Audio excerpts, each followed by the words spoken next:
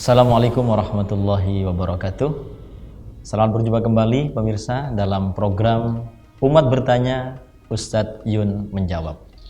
Alhamdulillah respon audiens sudah semakin banyak dan menyampaikan berbagai pertanyaan kepada kami untuk dikonsultasikan kepada beliau Profesor Dr. Yunahar Ilyas LSMAG atau yang akrab disapa dengan Ustadz Yun.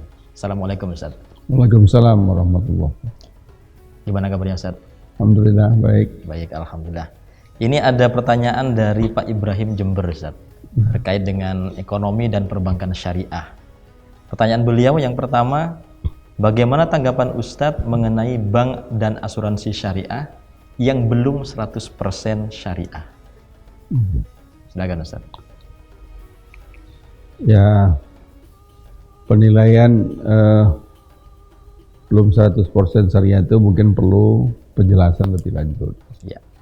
Karena kalau untuk di Indonesia ini perbankan syariah, asuransi syariah, financing syariah, reksadana syariah dan lain-lain termasuk pasar modal syariah itu mengacu kepada fatwa-fatwa yang dikeluarkan oleh Dewan Syariah Nasional. Itu berdasarkan undang-undang ya. Jadi semua lembaga ekonomi dan keuangan syariah itu harus mengacu kepada fatwa-fatwa yang dikeluarkan oleh Dewan Syariah Nasional. Dewan Syariah Nasional itu satu lembaga otonom di bawah Majelis Ulama Indonesia Pusat. Itu berkumpul para ulama cendekiawan dalam berbagai bidang keahlian. Ya. Contoh yang ahli syariah, ahli perbankan, ahli asuransi dan lain-lain. Nah, mereka lah yang mengeluarkan fatwa-fatwa yang sekarang jumlahnya sudah lebih dari 100 fatwa. 100 fatwa. Sudah dibukukan. Dan semua kegiatan ekonomi dan keuangan syariah harus mengacu kepada fatwa itu. Nah, untuk menjamin kesesuaian pelaksananya dengan fatwa-fatwa DSN, maka dibentuklah Dewan Pengawas Syariah. Dewan Pengawas Syariah. Dewan Pengawas Syariah itu merupakan perpanjangan tangan dari Dewan Syariah Nasional. Nah, seseorang yang menjadi DPS itu harus mendapatkan rekomendasi dari Dewan Syariah Nasional. Untuk mendapatkan rekomendasi, dia harus melalui serangkaian wawancara, tes. Kalau sudah dapat rekomendasi, dia harus mengikuti fit and proper test di OJK.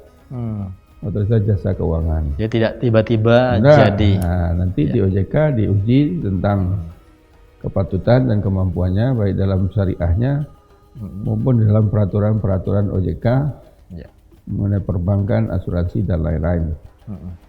Kalau disetujui baru dia sah menjadi DPS. Nah, DPS inilah yang mengawasi kesesuaian aktivitas lembaga keuangan syariah, dalam hal ini perbankan asuransi syariah dengan fatwa-fatwa DSN. Jadi sebelum dipublish itu harus dipresentasikan dulu oleh direksi kepada DPS, kemudian dinilai berdasarkan fatwa DSN. Kalau udah disetujui baru diberikan approval. Dan juga harus disetujui juga program itu oleh OJK. Oleh OJK. Dan per satu semester paling kurang OJK mengawasi. Iya. Ada semacam audit. Ya, jadi kalau auditnya gitu ya. Kalau acuannya itu fatwa DSN, nah tentu sudah 100% sesuai dengan syariah. Jadi tidak bisa sembarangan orang bikin lembaga keuangan pasang label syariah tanpa ada rekomendasi dan izin dari nggak bisa. Lembaga tadi itu. Nggak bisa. Jadi kalau misalkan Bapak siapa tadi? Pak Ibrahim. Pak Ibrahim menemukan ada praktek yang menurut dia tidak sesuai dengan syariah, itu harus dilaporkan. Melaporkannya ke mana? Bisa dilaporkan ke OJK langsung, bisa ke DSN. Iya. Nanti akan dipelajari. Kalau itu menjadi temuan, tentu akan ada sanksi tegurannya. Iya. Karena antara produk dengan pelaksanaan bisa ada gap. Iya. Ya. Situlah pentingnya pengawasan. Di masyarakat Ustadz ada yang berkembang seperti ini, misalnya ini katanya bank syariah, tetapi sesungguhnya pengelolaan keuangan itu masih nyampur dengan yang konvensional. Mungkin salah satu yang dianggap bisa saja bisa benar atau tidak ini oleh Pak Ibrahim ini karena asumsi atau informasi yang seperti itu. Gimana Ustaz? Jadi lembaga itu ada yang sudah berdiri sendiri, tapi ada yang menjadi unit syariah. Misalkan Unit Bank syariah. A. Bank A itu sudah punya bank syariah sendiri yang terpisah secara manajemen mandiri. Dari bank Kayak misalkan BNI punya BNI syariah, Iya. Mandiri punya bank Mandiri syariah Syariah. Mandiri, BRI punya BRI syariah, BTN syariah, Mega syariah. Itu Kalau yang sudah- seperti itu sudah mandiri Ustaz ya? itu sudah mandiri dengan manajemen sendiri, tidak akan bercampur apapun. Oh, Tapi ada juga yang masih menjadi UUS, unit usaha syariah. unit usaha. Jadi Nah, dia bagian. jadi belum satu perusahaan mandiri, tapi manajemennya sudah dipisahkan. Oh gitu. Jadi ada asuransi yang masih unit syariah.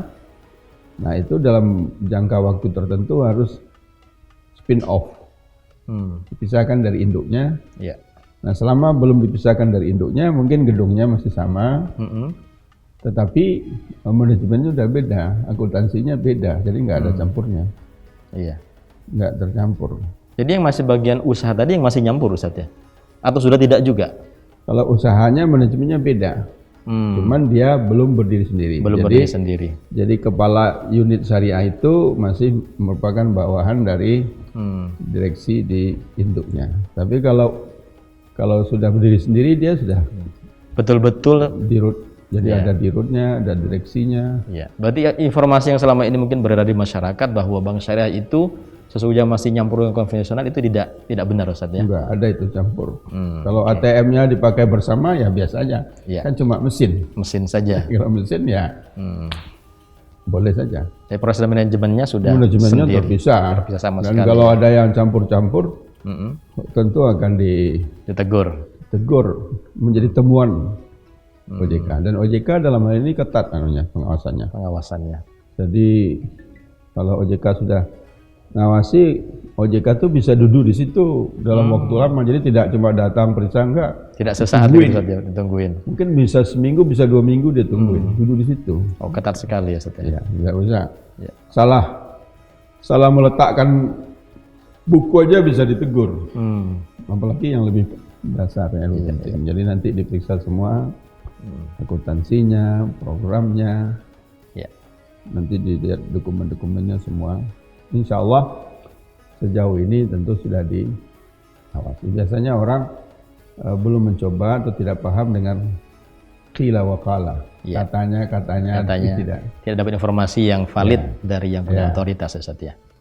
Baik, begitu Pak Ibrahim. Ini Pak Ibrahim punya pertanyaan kedua nih Ustaz. Ya. Bagaimana jika sudah terlanjur kredit di bank konvensional karena dulunya tidak tahu, apakah harus segera melunasi atau tetap menyelesaikan cicilan sesuai kesepakatan awal? Ya, kalau dia punya kemampuan melunasi, segera aja dilunasi. Biar segera hijrah pindah. Tapi kalau dia tidak mampu untuk melunasi langsung, ya dia bisa menghubungi bank syariah.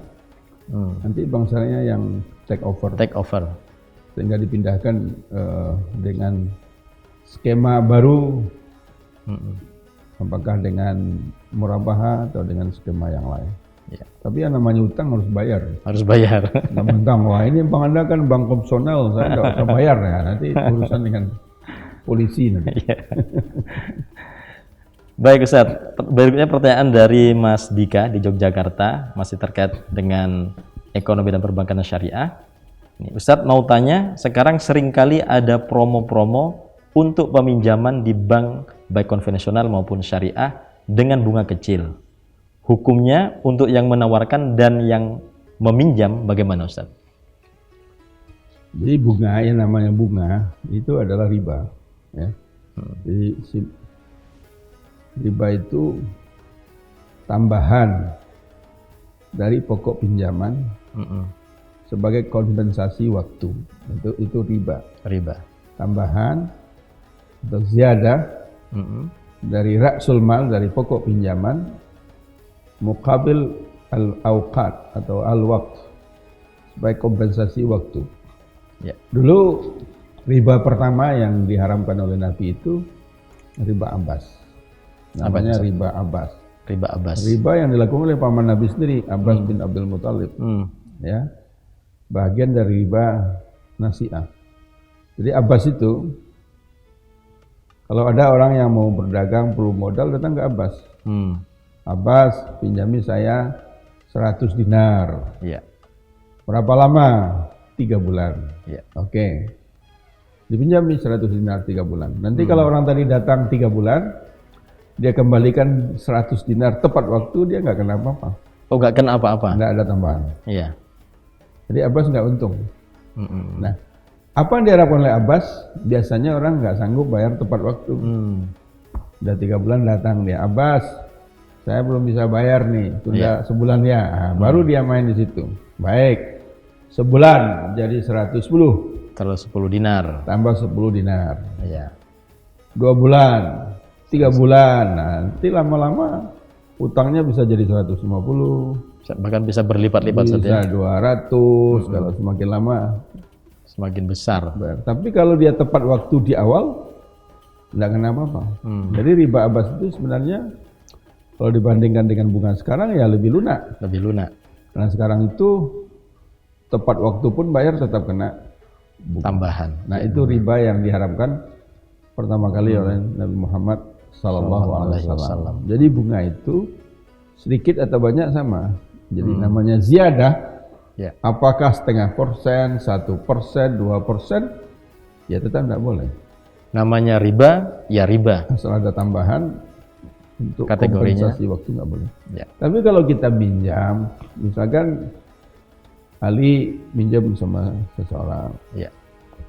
terus nggak ada perjanjian sama apa-apa, kemudian Ali bayar tepat waktu. Ya. Nah, sebagai budi Rasa terima kasih. rasa Gitu. terima kasih, Ali tambah sedikit itu nggak apa-apa. Nggak apa-apa. Nggak apa-apa karena Atas kerelaan ya karena tidak disyaratkan. tidak disyaratkan. Tidak disyaratkan. Dikasih tambahan nggak apa-apa dan Iya. dikasih juga nggak apa-apa. Tapi kalau disyaratkan dari awal, Ya. berapapun, walaupun mungkin cuma 1 per 1%, mil, iya. nggak usah 1%, 1 per mil aja, ya tetap bunga dia. Iya. Nah, kalau bunga, hukumnya sama dengan riba. Haram. Kalau riba haram semuanya, jadi yang mendapat, yang memberi, bahkan yang mencatat pun semua sama. Ya. Jadi Nabi semua yang terlibat dengan riba Ya. kena. Bahkan itu bisa saja tidak hanya terjadi pada bank, Ustaz ya. Praktik di masyarakat misalnya ada kumpulan RT atau apa, itu kan ada Bisa simpan jadi pinjam itu. di koperasi bisa. Iya, koperasi. Jadi kalau koperasi ada tambahan dari pokok pinjaman, dia jadi bunga. Iya. Nah, yang boleh sedikit ditoleransi oleh para ulama itu adalah kalau koperasi itu milik bersama dan iuran anggota semua sama. Iuran anggota semua sama. Sama. Jadi mungkin iuran wajibnya 1 juta satu orang, ya semua 1 juta. Iya. Nah, itu terserah mereka karena uang mereka sendiri. Uang mereka, yang pinjam juga mereka. Kalau ada tambahan, itu sebagian ulama membolehkan. Walaupun ditentukan. Dengan syarat. Dengan ya, walaupun ditentukan dengan syarat, iuran wajibnya sama. Tapi kalau ada satu orang yang iuran wajibnya beda, yang lain 1 juta, dia 10 juta sendiri, Iya. atau 1 juta sendiri, sudah tidak boleh tambahan. Kalau tambahan jadi riba. Oh, begitu. Karena mungkin nanti dapat apa namanya?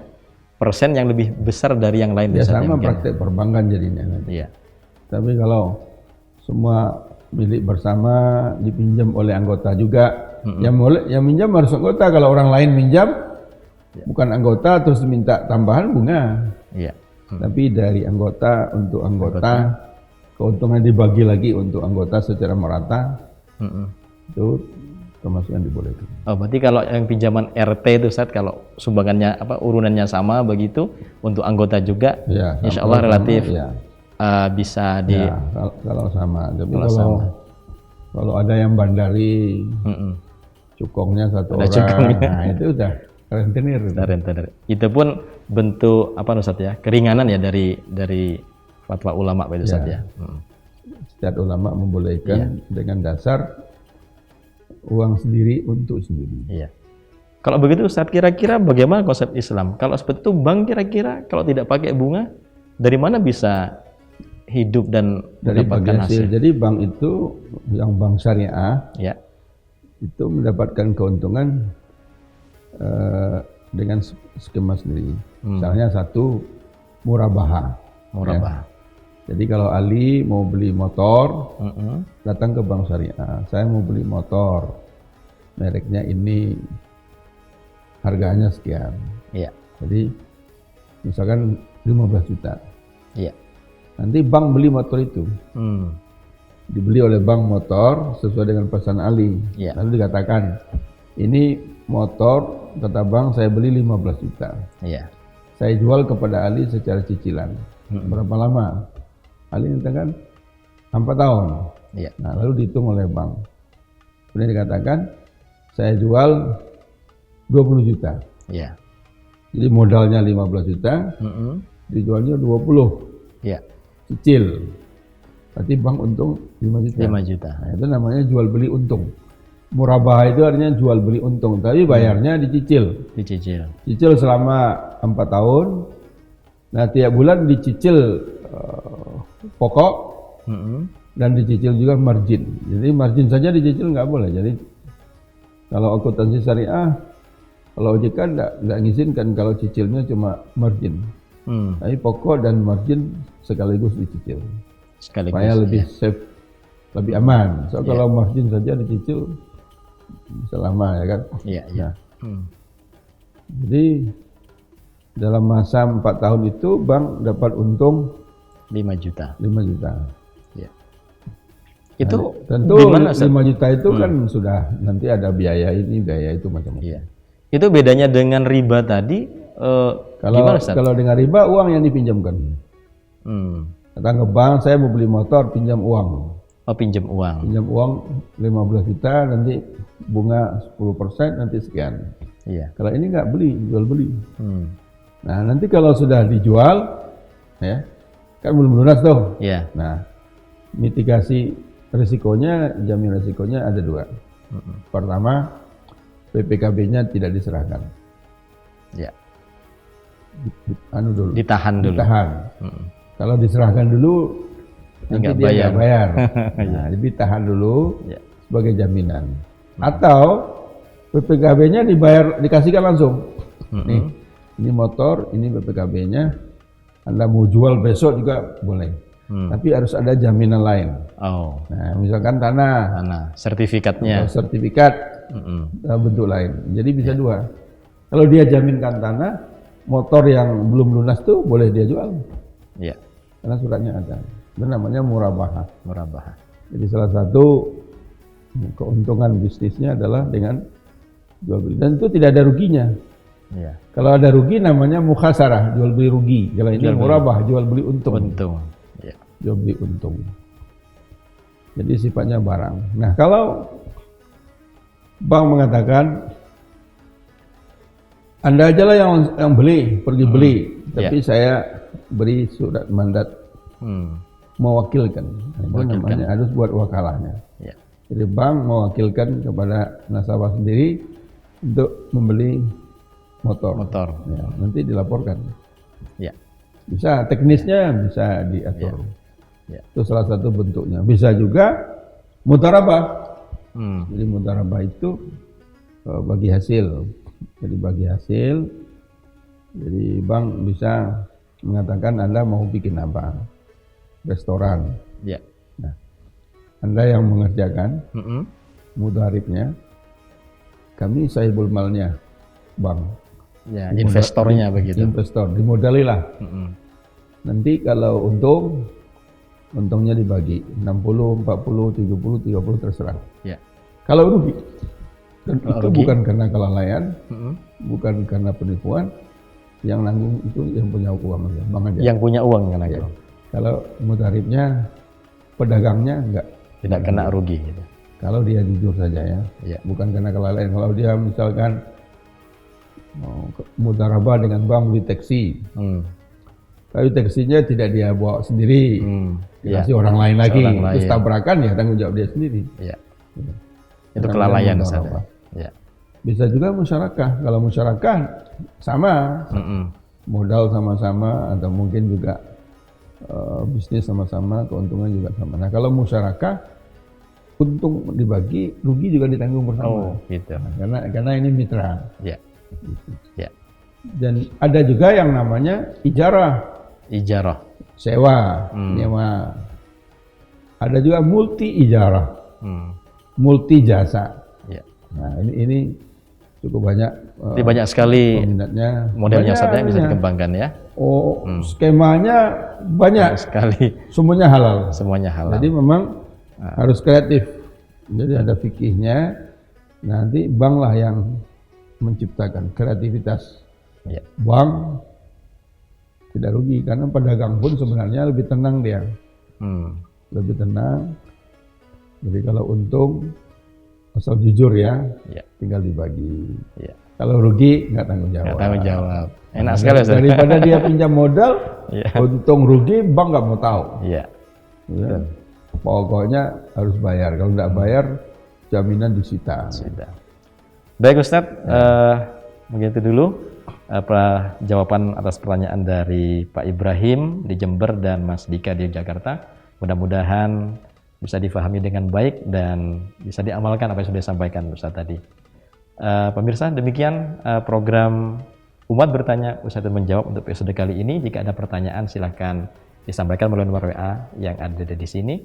Sampai berjumpa pada episode berikutnya. Assalamualaikum warahmatullahi wabarakatuh.